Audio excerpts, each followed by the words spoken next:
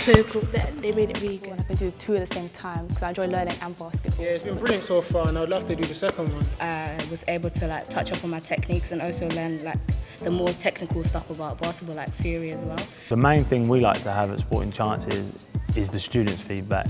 It's vital to the course, it's vital to the growth of this course. I have a dream. I got a dream.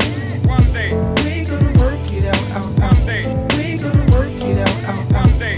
We're gonna work it out. I have a dream. We've linked up with foundations and great ambassadors who are all on board, who all want to help us. This is written with Luol Deng, with his foundation.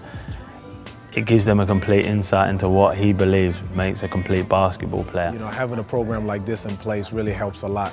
You know, not only does it help the kids, but it helps the parents. The concept was great, you know. Straight away, it replicates what we're trying to do. Tying education with sport, you know.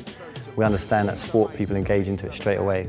And you need to plan a session, right? You've got cones, you've got games, you've got the whole basketball court. Blackness, given this game with no time to practice, born on a blacklist, told I'm below average, a life with no cabbage. That's no money if you're from where I'm from. When you're using teaching on a basketball court, they are moving, you know, and you're keeping them busy. Instead of sitting in the class, sometimes you tend to lose concentration. Classroom-based teaching doesn't work for everyone. There's a lot of youngsters that don't get on with it, feel uncomfortable. I find it more free and usable than a classroom. Because on a basketball court, it's something that we're used to and more familiar to.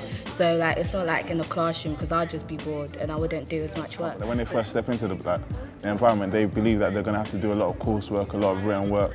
And they don't understand that we actually use sports as a vehicle to teach them. We're gonna work it out. One day. We're gonna work it out. I have a dream. I got a dream.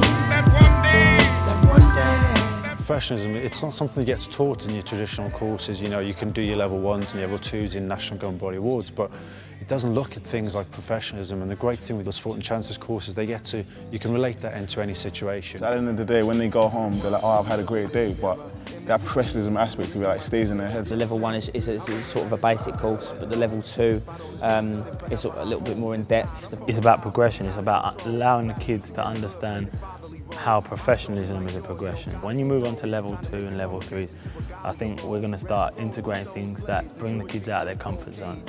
Allow them to show them that to be a professional, you have to be able to adapt. Right dreams in the dark, they far, but I can see them. I believe in heaven more than hell. Blessings more than jail. In the ghetto, letting love prevail. With a story to tell. My eyes see the glory and well, the world waiting for me. What about Miss Ryan?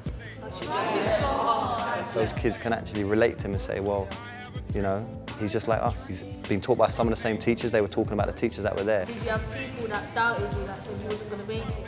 A lot of people didn't think I would get the grades to be good enough to go to a school like Duke. So whatever you do, there's always going to be doubters. But I always believed that I could do anything if I put the time to it. Talking about sacrifice, talking about discipline, talking about determination. When it's coming from an NBA player, someone has used it in their life and they can see how it works.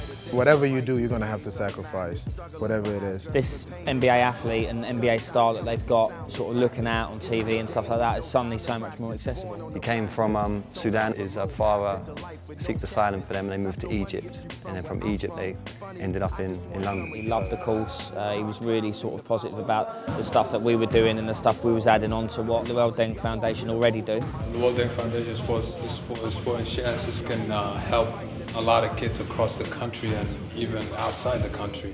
Luol, when he came to the country, didn't speak a word of English, and he's expressed it really helped playing sport, how he learned to speak the language. BTEC is a massive brand, so we can teach these courses in different languages. We've just developed an English language course where students will learn English language through the power of sports. I believe that obviously, because Sporting Chances is so tangible, that we want to be able to give everyone worldwide a taste of what Sporting Chances has to offer. The more that we do things like this, I think it'll keep a lot more kids out of the streets, you know, and also keep their grades up. My dream is to be, my dream is to be free.